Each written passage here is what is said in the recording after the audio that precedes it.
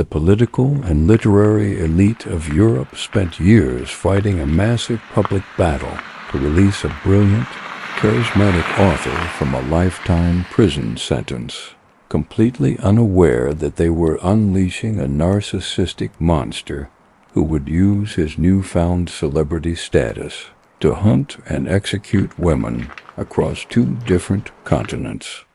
This is the chilling reality of Jack Unterweger, a literary genius by day and a sadistic serial killer by night, a man who weaponized the society's desire for redemption to cover a horrific trail of blood. In 1974, Jack Unterweger was sentenced to life in prison for the brutal murder of an 18-year-old woman in Germany. He was a violent criminal with a dark past, but behind bars, something extraordinary happened. Unterweger taught himself to read and write, eventually producing a best-selling autobiography, plays and poetry that completely captivated the Austrian cultural elite. High society intellectuals, famous authors, and prominent politicians became convinced that his literary talent was absolute proof of a reformed soul. They launched a relentless public campaign, signing petitions and demanding his freedom. In 1990, owing to intense cultural and media pressure, the justice system released Unterweger, celebrating him as the ultimate triumph of prison rehabilitation.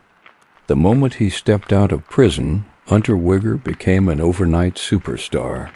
He was invited to glamorous celebrity parties, interviewed on major television networks, and hired as a prominent investigative journalist.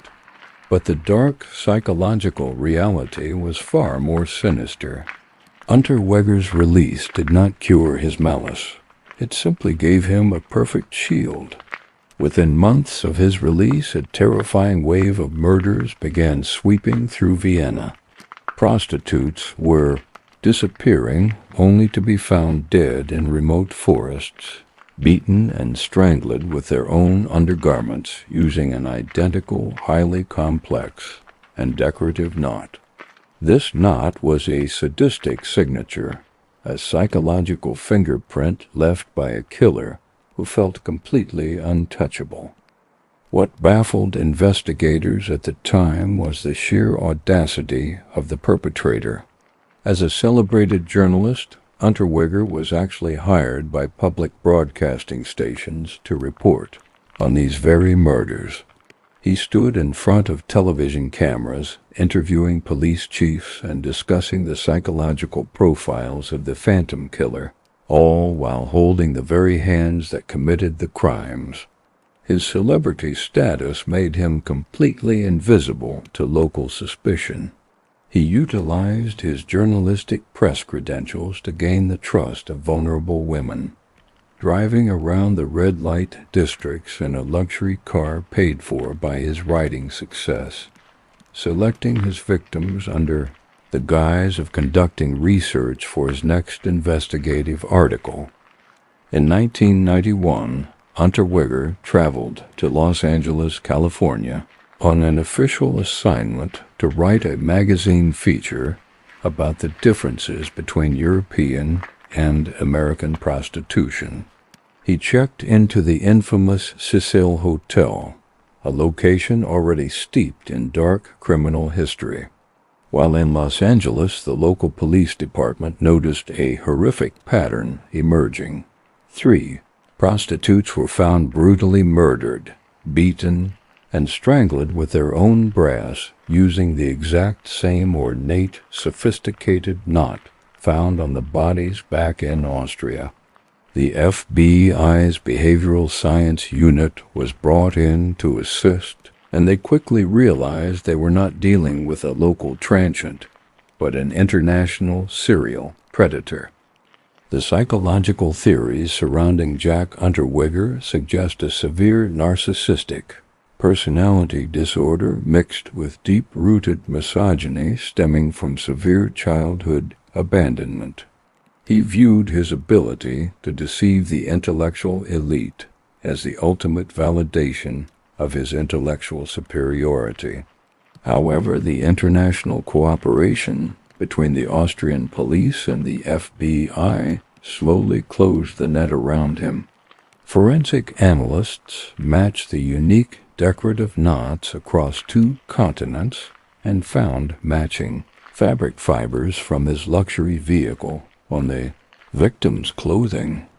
Realizing the police were closing in, Unterweger fled across America, leading law enforcement on a high-stakes dramatic chase before the FBI finally captured him in Miami, Florida.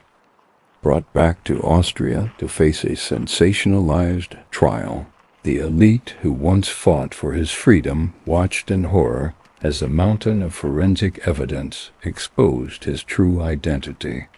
In June 1994, Unterweger was found guilty of 9 counts of murder. His final act of defiance was completely definitive. On the very night of his conviction, using the exact same complex decorative knot he used to terminate the lives of his victims, Jack Unterweger hung himself in his prison cell. He ensured his file was closed permanently on his own terms, leaving behind a terrifying legacy of a monster who tricked the world.